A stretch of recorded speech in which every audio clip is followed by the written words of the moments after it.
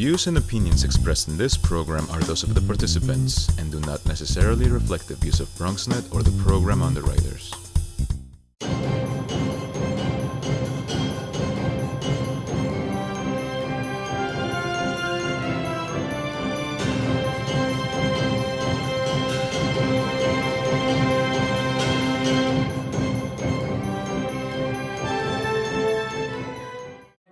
My name is Janet Peguero, and I am your new Deputy Borough President. It is a pleasure to be here with you all today, and we will begin with roll call. We will start off with community boards, CB1.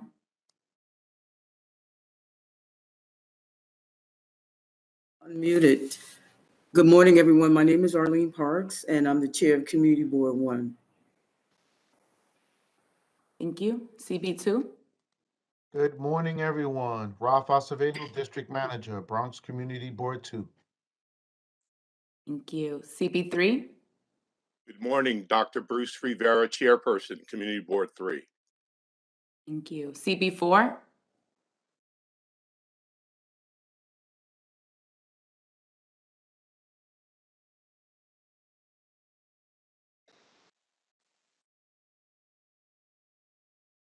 CB5.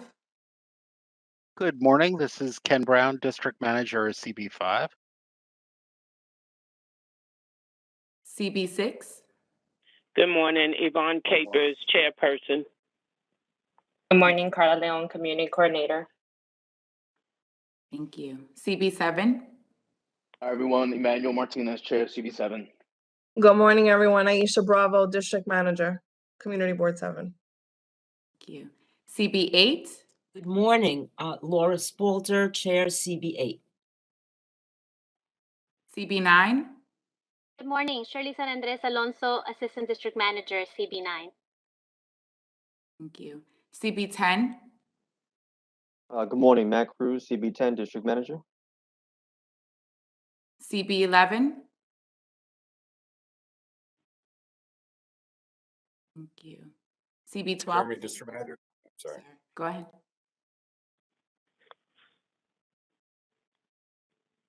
Go ahead. CB11, Jeremy Warnicki, District Manager. Sorry, my mic cut out for whatever reason. CB12. Good morning, Madam Deputy, and congratulations on your appointment. This is Dr. Michael Burke, Chairperson, Community Board 12. Thank you so much. George Torres, Community Board 12, District Manager. Thank you. We'll proceed with City Council representatives.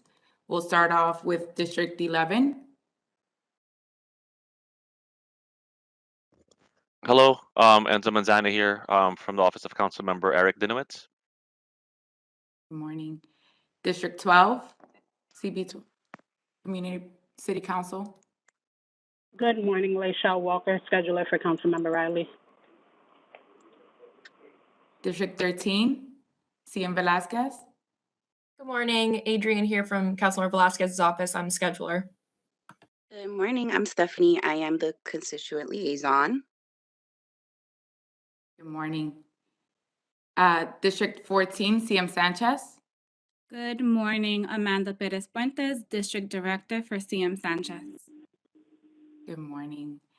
District 15, CM Feliz.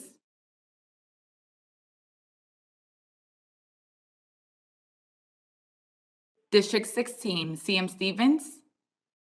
Good morning, Kate Conley, Chief of Staff for CM Stevens. Good morning. District 17, CM Salamanca. Good morning, Shanna Knotts, Deputy Chief of Staff for Councilmember Salamanca. District 18, CM Farias. Good morning, Randy Malman, Chief of Staff for Councilmember Farias. Good morning. And it is my honor and my great pleasure to open the virtual floor up to our newly appointed, the Honorable Bronx Borough President, Vanessa L. Gibson. Thank you so much, Madam Deputy, and good morning, everyone. I am excited to be with all of you. I welcome you to our first Bronx Borough Service Cabinet and Bronx Borough Board meeting of this new year, 2022, a new year, a new chapter, a new beginning. I am grateful to all of you, to all of our distinguished chairpersons of our community boards and district managers and staff, to all of the members of the Bronx City Council delegation and your representatives, as well as to my staff. I have a lot of my team that's on the call, and I first want to acknowledge our new Deputy Borough President, Janet Biguero. I'm excited that both Janet and I are serving as your Borough President and Deputy Borough President, and we have already hit the ground running. You will see us all over the borough dealing with so many issues that we've been confronted with in these first several weeks of the year. The Deputy Borough President will run all of our borough board meetings moving forward.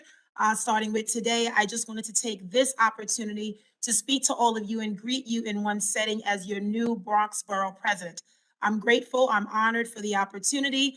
Yesterday, we had a little bit of humor because some people thought I worked for the Queens Borough President, Donovan Richards. But I want everyone to be very clear. I am the Bronx Borough President. I don't work for Donovan Richards. We are clearing that up with DOT. But nonetheless, I want to say thank you to my team, my Chief of Staff, Justin Cortez, our Director of Community Boards, Tom Lucania, our Director of Capital Programs, Betty McCrae. We also have our Director of Constituent Services and Borough Operations, Marisol Halpern. We also have Alexis Ruiz, Cecilia Hernandez, Israel Gonzalez, as well as our Director of Health and Human Services, Dr. Nancy Keck, and Chris McShane, our Director of IT, to make sure all of these WebEx meetings runs smoothly. So once again, thank you all. And let me just begin by saying my sincere gratitude to all of you. Every single community board and council office stepped up in a major way.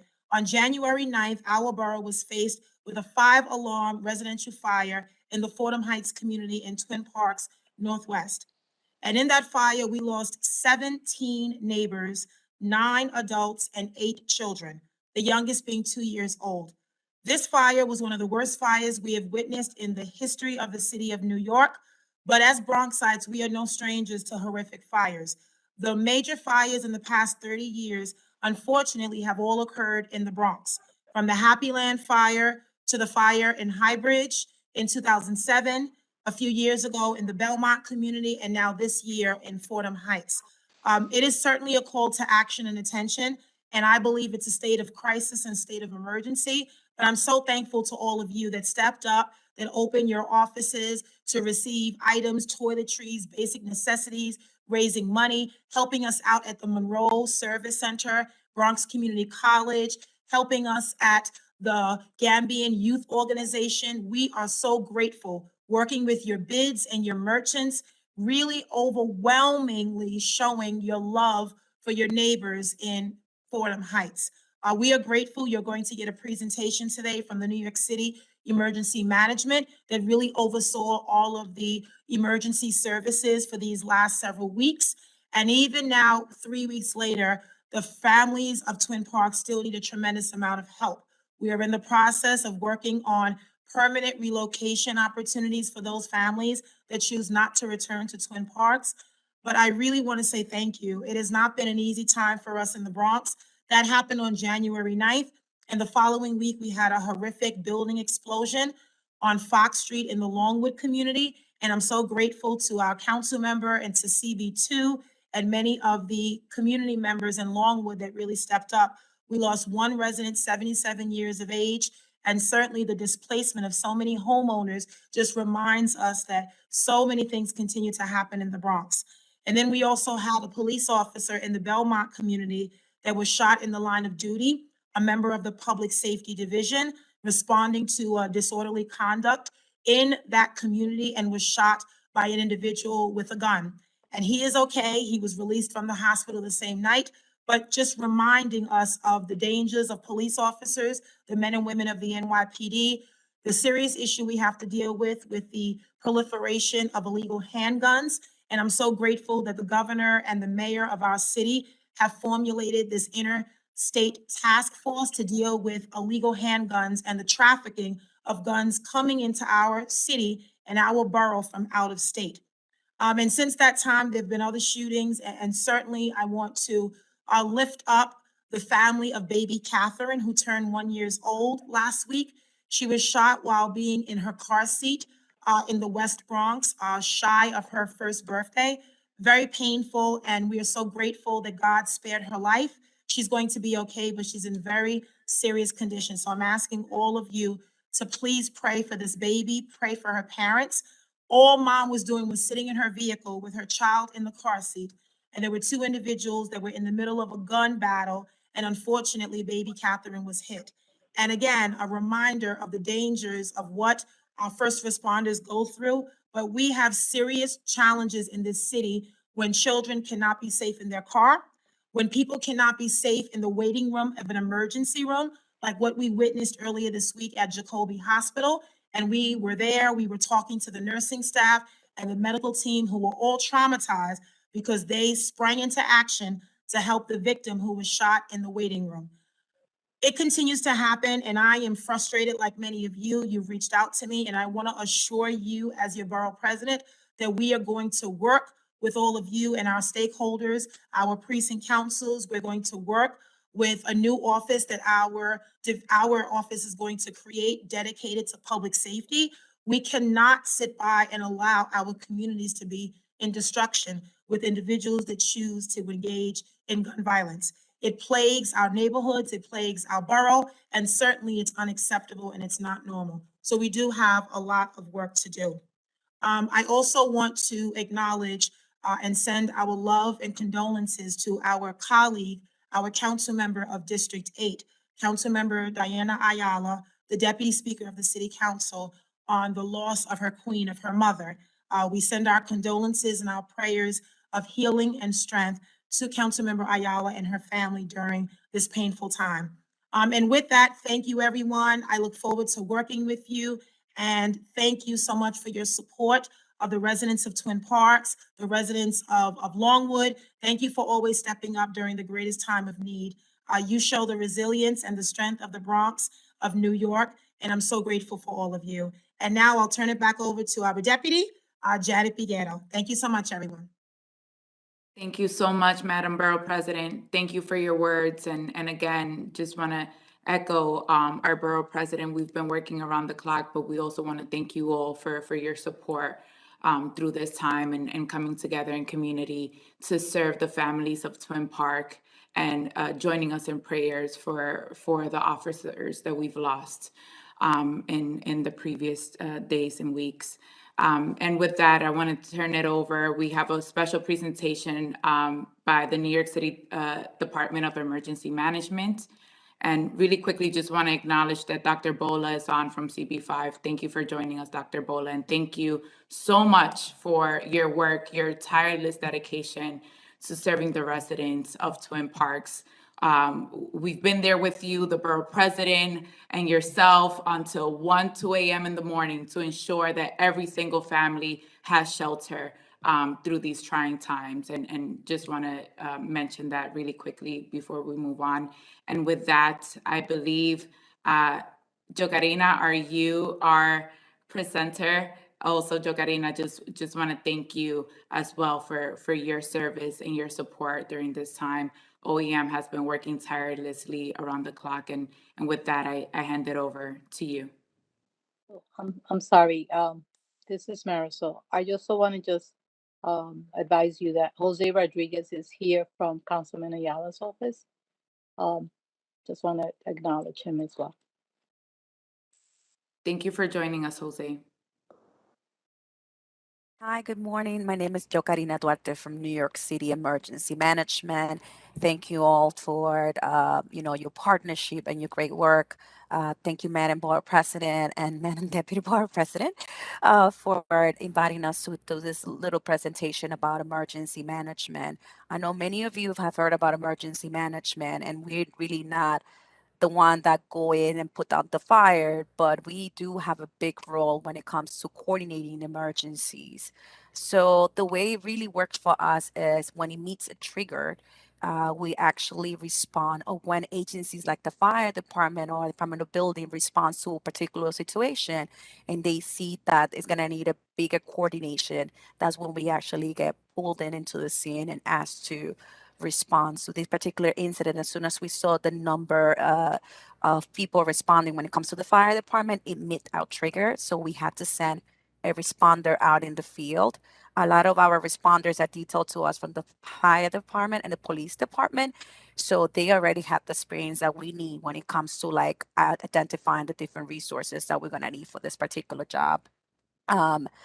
So with that said, once we knew that this just was happening, we responded to the scene. And one of the things as a coordinating agency that we have is the responsibility to call on other city agencies and other partners like the Red Cross. So immediately we respond, the Red Cross was called, and we were able to, thanks to the elected officials and the board president's office, we were able to identify the local school.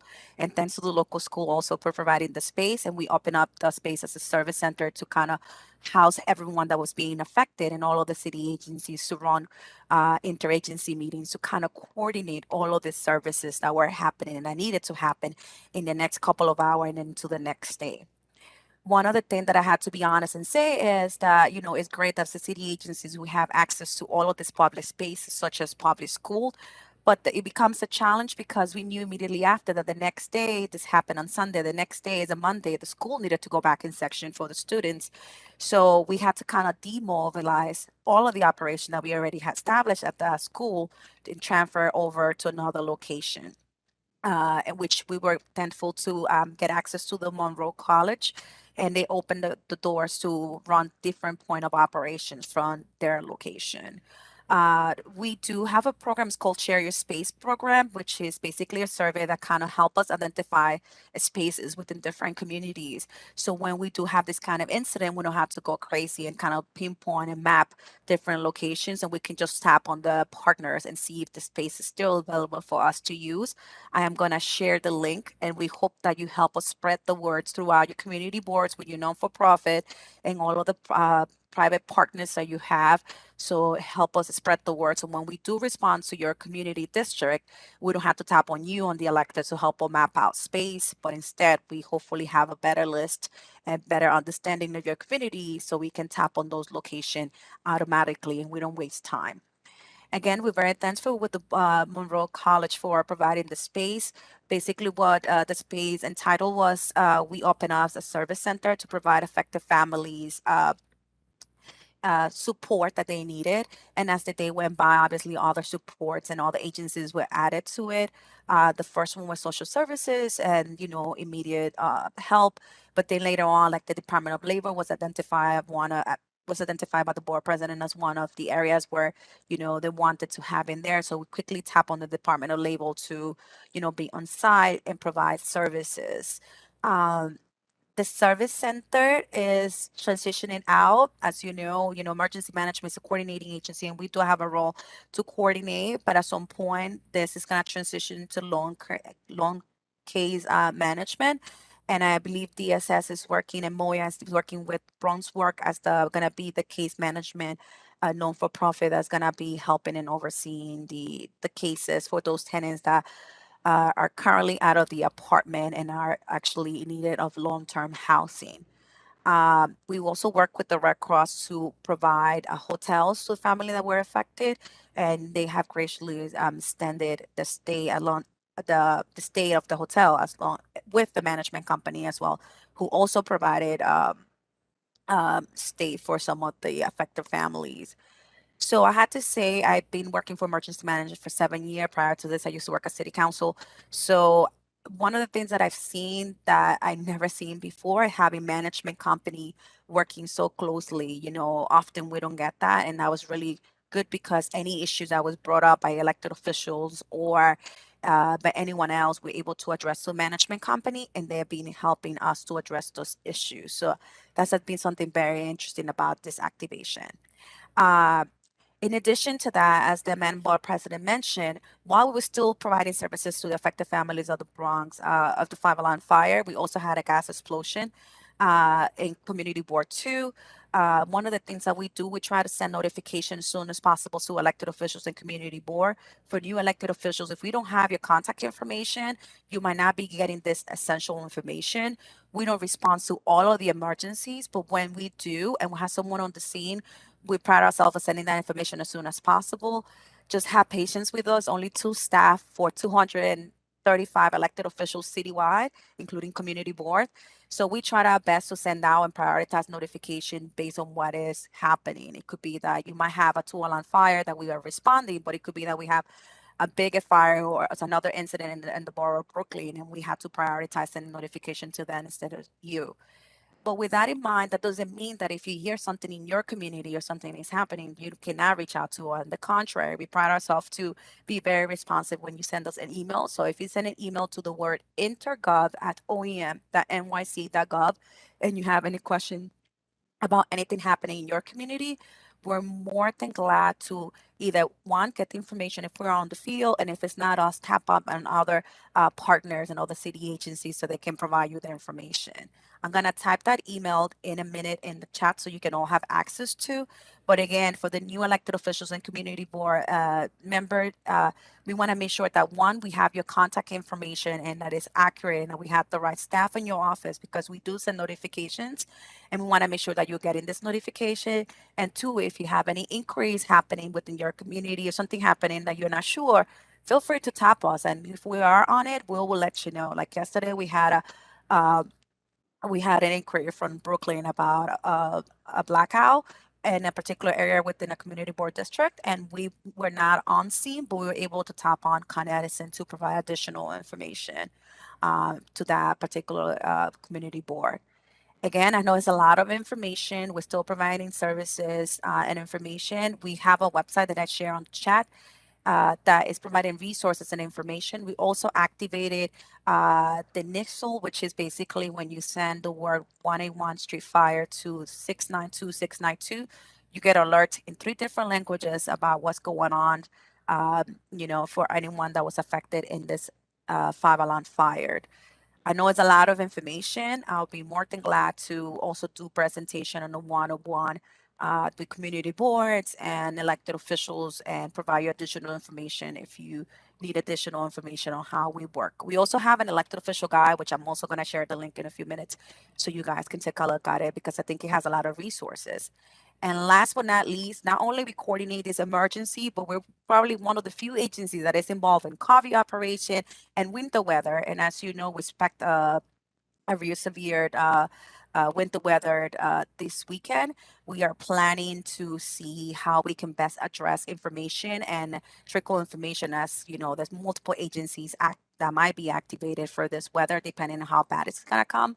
So just have patience with us. We're trying to do as much as we can and provide you information. But if you don't see that we're reaching out to you, feel free to reach out to us and we will help you find the information that you need. That's it from our end, unless you have any questions. We'll open up the floor for some questions. Chris, anyone with their hands raised? Not yet, but just as a reminder, anyone can raise their hand in WebEx using the raise hand button. If you're on a phone, you can raise your hand by hitting *9. No hands raised so far, though.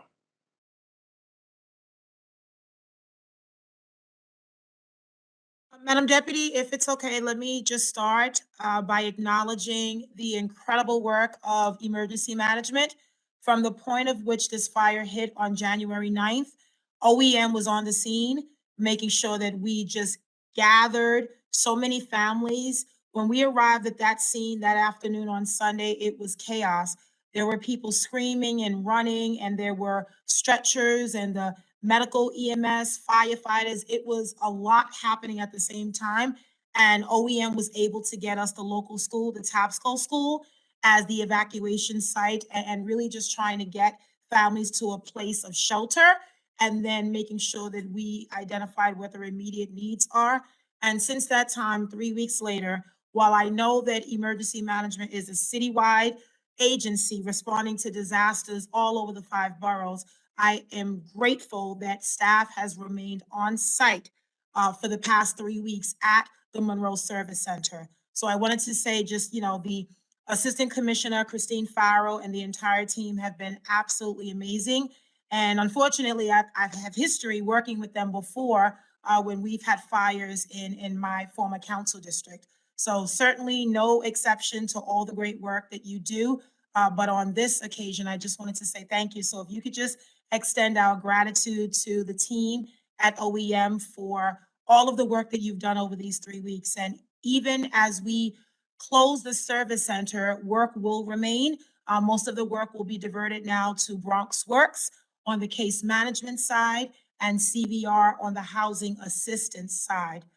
We need to make sure that we get families into long-term housing and working with the Department of Ed as far as our children who are enrolled in the local public schools, because they do need a significant amount of counseling and services, and really making sure that we follow the families as they may leave. And then we're also mindful that there are many families that stayed and will stay at Twin Park, so we're not leaving them behind as well. And so again, thank you, everyone, and thank you, OEM, for all of your work.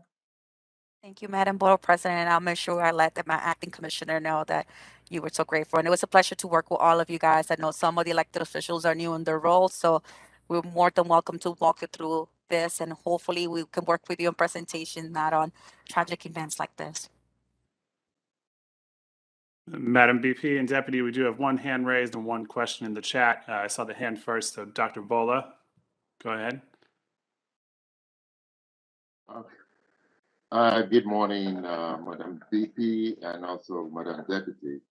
I just want to express my gratitude and on behalf of our community, our district, to OEM and all the first responder and everyone else, and more importantly, to the VP and the Deputy for going beyond just the call of duty on that fateful day of Sunday, 9th of January. We understand. My question to OEM is that I know you do need resources in terms of how preparedness for the community board. We do have, and I'm speaking on behalf of Board 5, and I'm assuming that my colleagues are other chairs on the board. Each community board has a directory of every organization in the district. Were you able to tap into that directory on Sunday to know which organization will be readily available to assist, and even in other tragedy, I believe, the explosion? Is this something that you are able to tap into? That's one. The second question is, how feasible is it that we are able to support those who are coming out of hospital because of this tragedy? I understand HIPAA rules, but it's also my understanding that Bronx Works is the custodian of what's going on, and those who are coming out of hospital have been asked to call Red Cross for placement, which they become confused. Hi, doctor. So I understood the first one. I was having a hard time to understand the second one, but I'll address the first one first. So emergency management really do depend on the community boards to provide this information. I know some of you have information in there, but to us, I was asked to go on site on Sunday, and it was really hard for me to start putting information on an email. So what I did instead, I called different elected officials on their phone that I had their contact information. And some of them, and some of the rest, I met them on site because you guys were already there even before I arrived. And I arrived in the afternoon. I know my acting commissioner was there earlier than me, and so on and so forth. So we really depends on the elected officials to provide us the information. That's why we stress so hard that we get cell phone information from you guys, because sometimes the first information you're gonna get is gonna be either text message or call, because it's easier for us to make that kind of notification while on the run. Then the rest of notification that we will do will be things that we get from on the scene, and we'll put it on the email. I have to be honest with you. What we usually do is we usually send it to the district manager of each community board, hoping that they share it with the rest of the board member, because it's easier for us. When we're talking about notifications, we pride ourselves in sending it to community boards, council members, assembly members, senators. We're talking about also about the congressional member and borough president. And with that, it comes a lot of different emails that we had to tag along. And then we had to CC City Hall, and we had to CC CAU. So there's a lot of partners that we actually CC. So we depend on the community board to pass it on to the rest of the members. So that's why maybe the email didn't go directly to you, but I know it went to Ken, and then vice versa. I know a lot of the questions you were asking through Ken, so they can go back to us. So that's the notifications method that we had. What was your other question, Dr. Bola? I'm sorry, I couldn't understand the other question. Yeah, my second question, it's about the follow-up with victims who are being discharged from the hospital from day one and up to date. So how do you coordinate them? The only thing they have is to go to call Red Cross. So Someone who's been discharged from the hospital. no, that's a great question, Dr. Bola, and thank you for bringing that up. So I want to make this clear because we get this question a lot. We don't get information about hospitalization. We don't get information who's getting discharged. Unfortunately, that's not something that we do get. However, I know that City Hall CAU do have the list of all of the tenants that were on record for this particular building, and they reach out to them not only to see if they needed anything, but they also reach out because they were giving out some gift card and wanted to make sure that the gift was being distributed. Again, that's the operation Mayor Office CAU was doing, but they did get a list of the tenants and they were trying to reach out tenants, and that's how they were knowing who was and who didn't get. And I believe that list has been transitioned to Bronx Work. But as a coordinating agency, we don't get lists. So if you calling me to ask me for a list of a particular incident, I would tell you right now, I don't have a list. We don't get lists of anything because we're not a social service agency and that's not part of our purview. But I know that CAU did get a list and they were working through that list to check on people and make sure that every family was needed. Another thing that I want to point out, and you reminded me, Dr. Bola, we had a couple of cases in which a particular family member was on the lease and, was out of the apartment immediately after the fire and somebody else was in the hospital. So we do know that the Red Cross was able to accommodate some family members that were not immediately on the scene, but were like to a hospital or somewhere else, were working, they were able to tag them to that particular case work and work with them to house those people as well. And that was something that, again, Operational Red Cross does on the side, but that was something that was brought to our attention by several elected officials of cases of family member that were not immediately on scene, but they were able to be tagged to that particular case and be able to be housed with the Red Cross and the management building. Lastly, if I have the privilege of asking the last question, there were there were individuals that passed away. They don't live in the building, they were visiting. And there were individuals that went to the hospital because they were visiting. And there were individuals that had no link at all, just because they were at the wrong place at the wrong time, and they got caught up with this. How is OEM able to address those? So far we've been tagged to family members that were related to people. So let me clarify. So we were made aware of cases in which family members were not on the scene working, and while this incident occurred, and then now they needed assistance. When that happened, we linked it up to the provider, which it was Red Cross, and to provide housing for the family member. And when the service center was open, we were trying to encourage people to go and get the services because there were more than one particular agency. Now, we were not aware of any particular case in which people were affected, but they don't live in this building. If that was the case, then I strongly suggest that you give us the contact information, and then, we can see with the social services agencies to see what services they might need and what they're entitled to. But again, until today, we haven't gotten a particular case like the one you mentioned. We got other type of cases, and we'll be able to address with the help of all the partner agencies. Because like I said, we're not social service agencies, so we have to defer to the other agencies to provide services. Okay, I'll just give you two scenarios real quick. A mother and a son died. They were not in the building. They were not a resident of the building. They were visiting. And the 19-year-old son, they live in a different housing. That is one. Two, there was another lady who pregnant, and lived in Connecticut, came back. Left the building, was taken to, and as we speak, she lost the baby. How do you address such? And these are the things that we get right on the spot. Being in the trenches, for lack of better words. Who do we direct that request to? Thank you, doctor. So I understand the question better now. So for anyone that passed away, I know the mayor's fund was helping out with providing assistance. I'm not sure. I don't work for the mayor's fund. I cannot speak on their behalf, but I can find out more information on it. If you can connect us with those cases in particularly via email, share that information, I can pass it on to the right agency and see how they can support. But I do understand your question now, and I would love to explore an answer for that, but I don't have the answer right now. That's all the agencies' purview, and I would love to connect to the right agency. So please send us the information I will address. Thank you. You're welcome. I see two questions in the chat.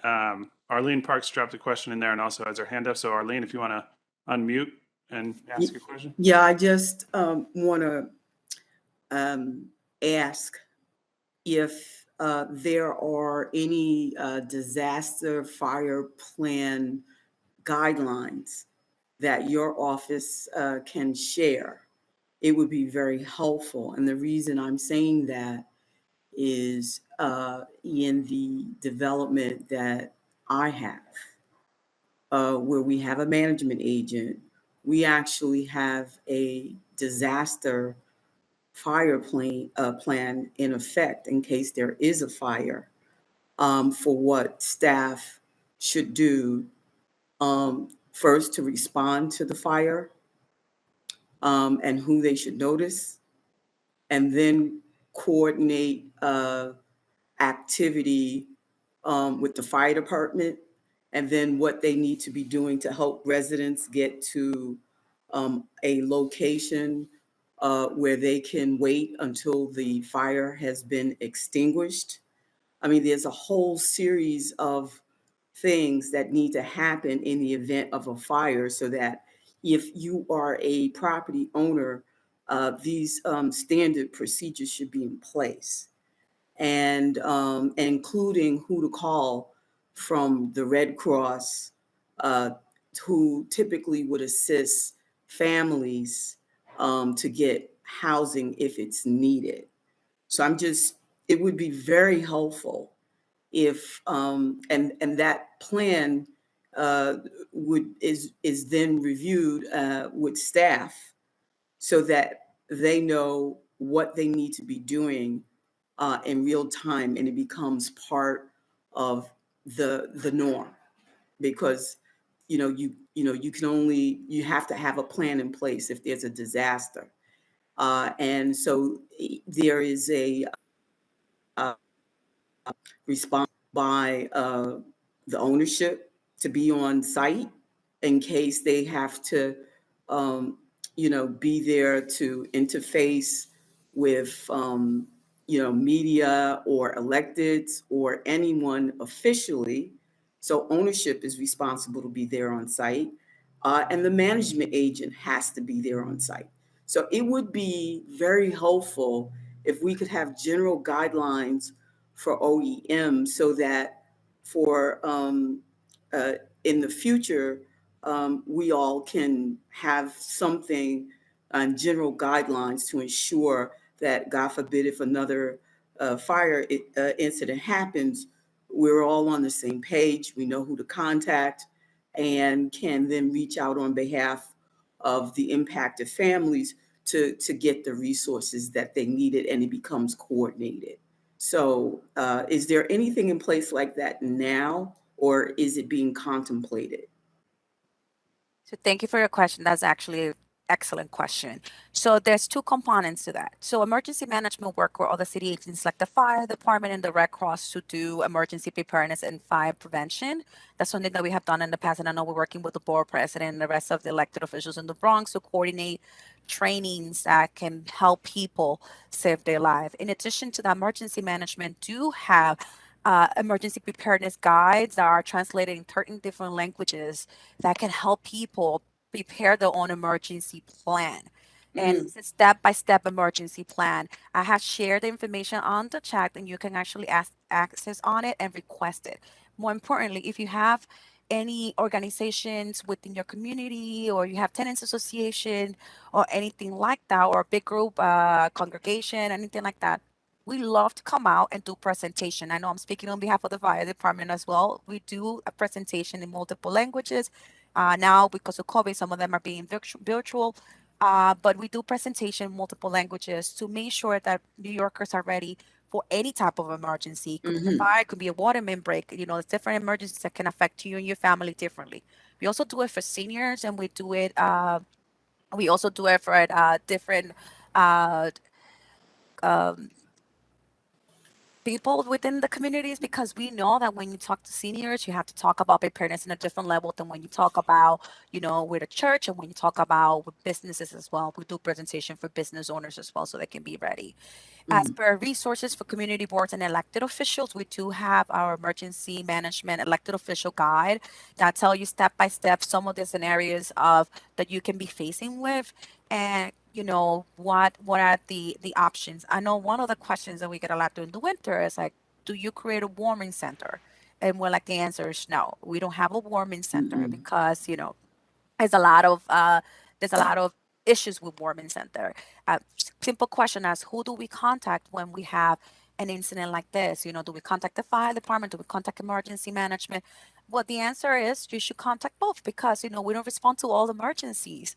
Of unfortunately, because we don't have the capacity to run all of the emergencies. And on top of that, not all emergency requires a coordination from emergency management.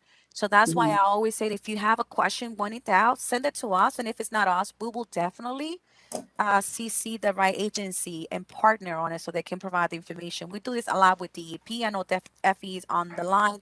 And every time there's a water main break or something like that, I know the normal instance would be, let's contact DEP, but sometimes we get it.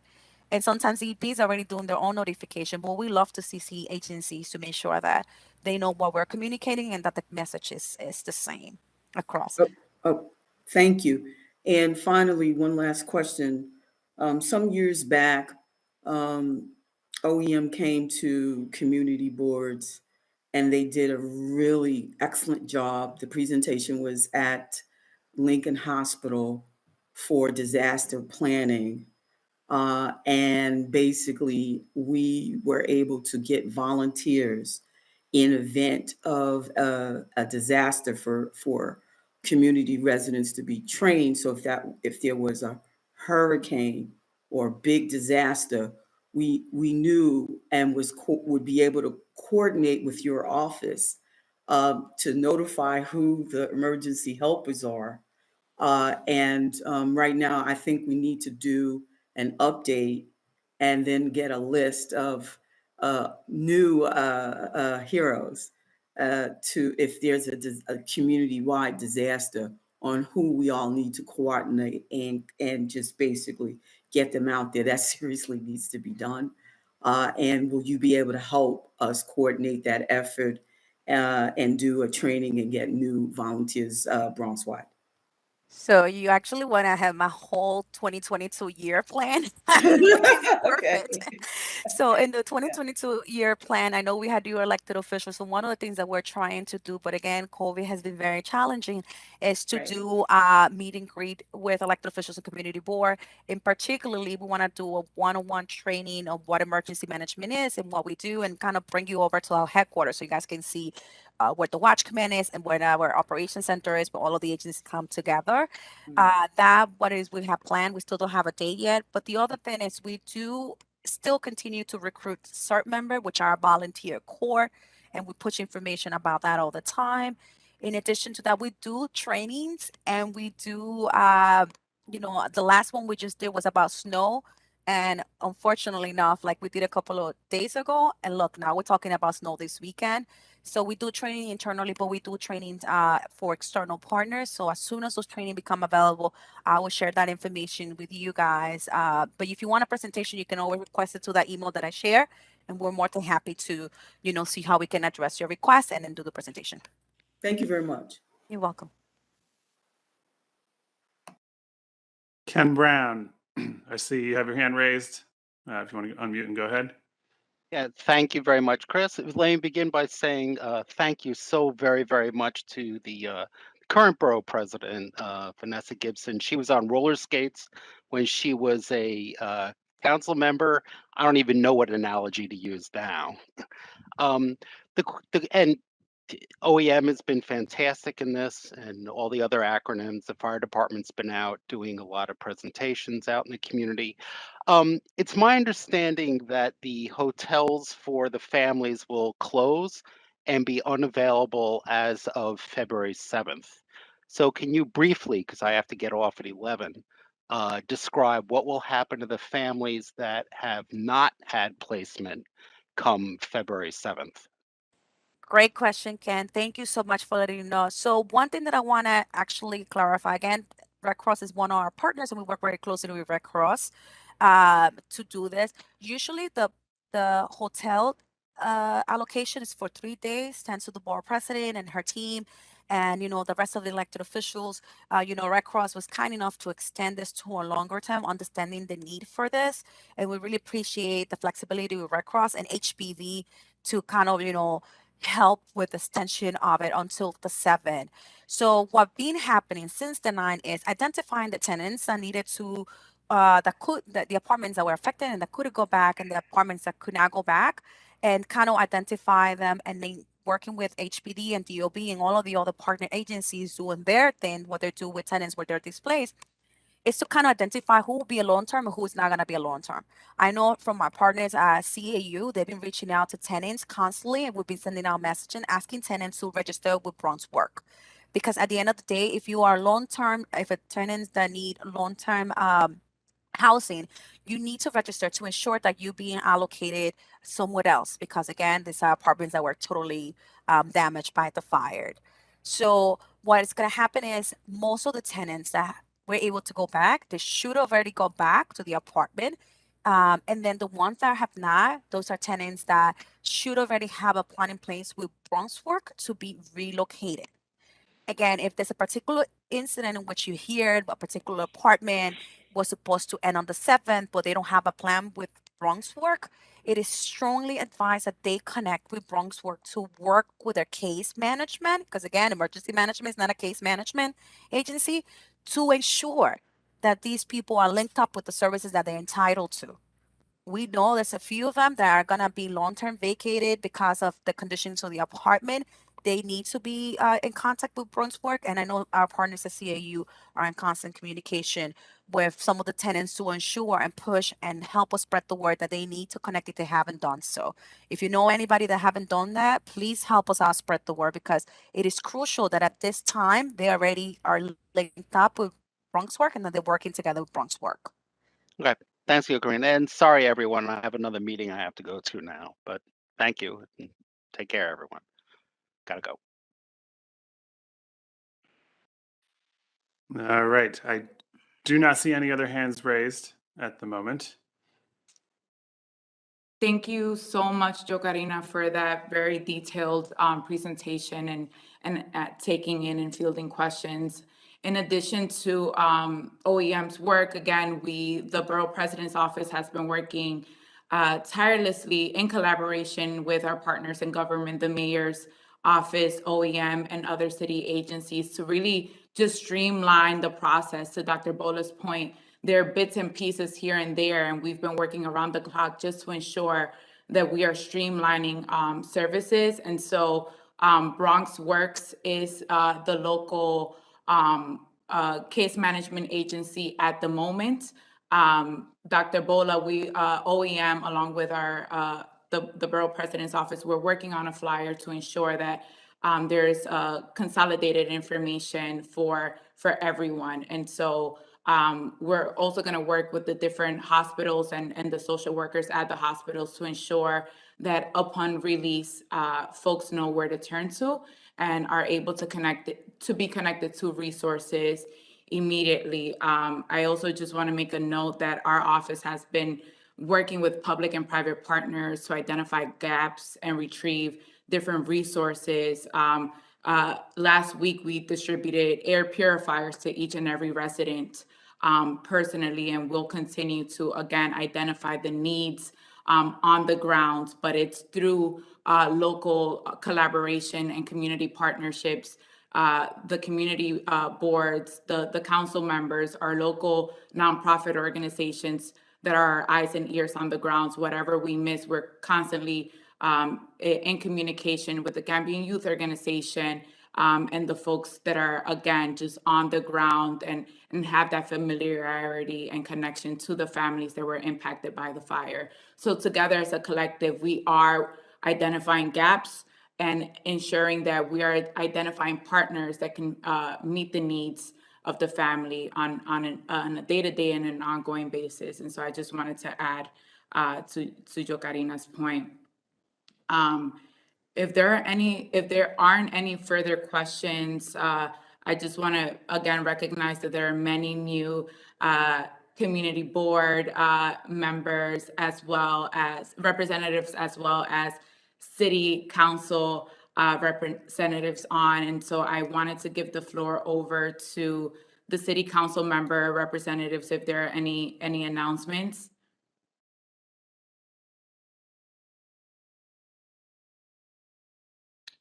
Don't be shy.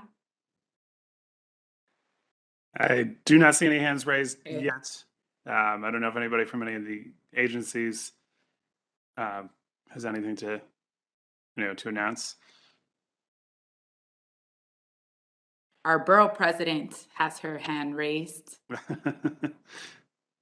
Just want to make a quick announcement, everyone. Our office is going to be hosting an Interfaith fire safety training. It's going to be a virtual presentation by city agencies to talk about the education and some of the fire awareness information that FDNY has been conducting even prior to the fire at Twin Parks. I think Ms. Arlene Parks talked a little bit about what opportunities we have now. And I appreciate that because I think it's important for all of you as leaders in your respective community boards and your districts to do as much as we can to provide education and outreach in multiple languages in a culturally sensitive way, because we have to do our part to be preventative and not reactive. While we're not in any of these cases of any fires or disasters, we are never blaming tenants or homeowners, because we know that people are making decisions to help themselves and their families. And obviously, there are much bigger issues around policy that we have to deal with, working with our legislators around fire safety, self-closing doors, space heaters that are regulated, dealing with the federal, state, and local government. But outside of that, we have a role as well. And so we can never do enough on education. We can never do enough on promotion and making sure that families are prepared in the event of a fire, evacuation procedures. Does their building have a fire escape? Is there a sprinkler system? Is there a fire alarm system? Things of that nature. A lot of these things have taken place prior to the pandemic, but certainly now, after the pandemic, a lot of these trainings are being done remotely. So we will make sure that our office sends out the flyer. It's going to be Wednesday, February the 9th at 7 p.m. It's a virtual call, February 9th at 7 p.m., and it relates to fire safety and fire education training. Thank you so much, everyone. Thank you so much, Madam President. Any other announcements from our office, Marisol, Alexis?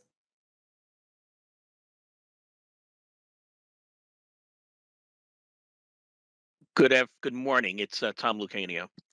Good morning. Just wanted to announce that the community board application is now available for new applicants. It is on our website. We have sent it to the members of the city council as well.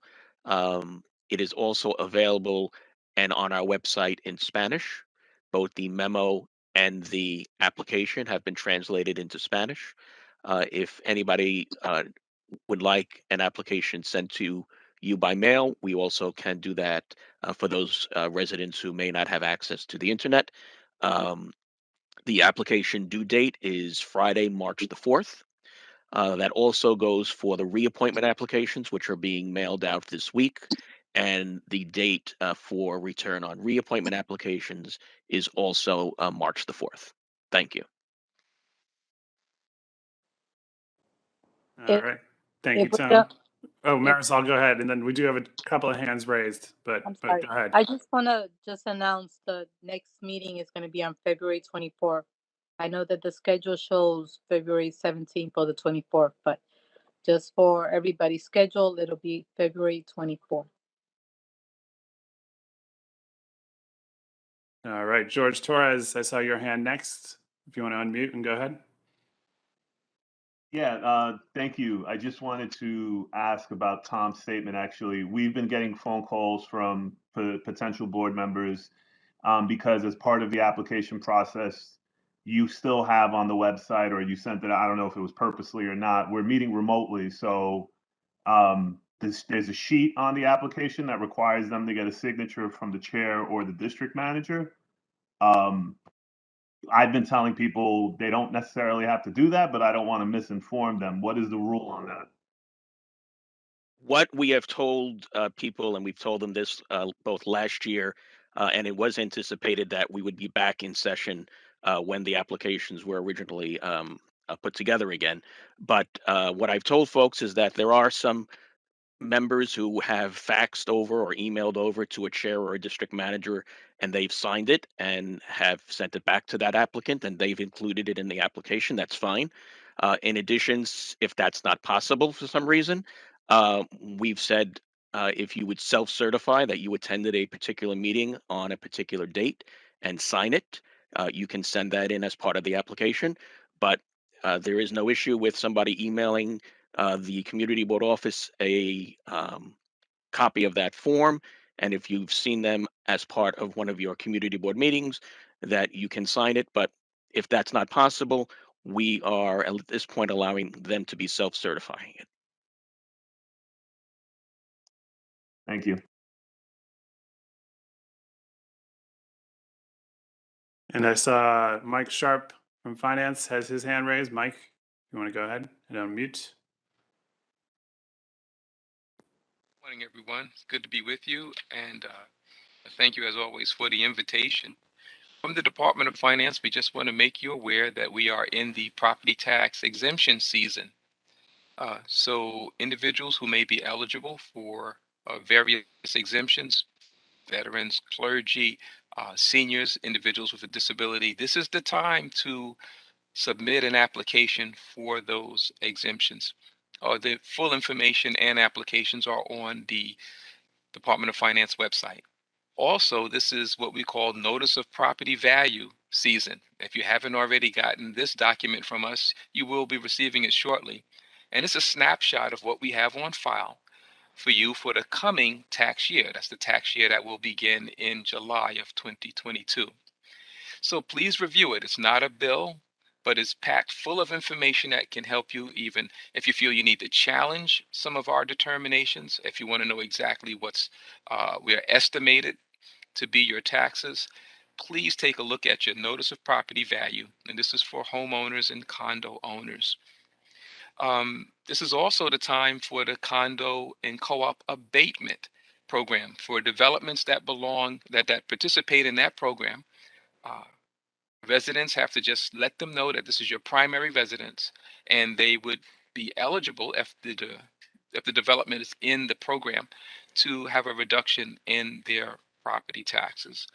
And last but not least, as always, we're encouraging people, if they're in the rent freeze program through COVID, many people did not formally renew, and that is a requirement. So we're asking everyone in your communities, please inquire when you engage with tenants from your neighborhood. They may live in rent stabilized apartments.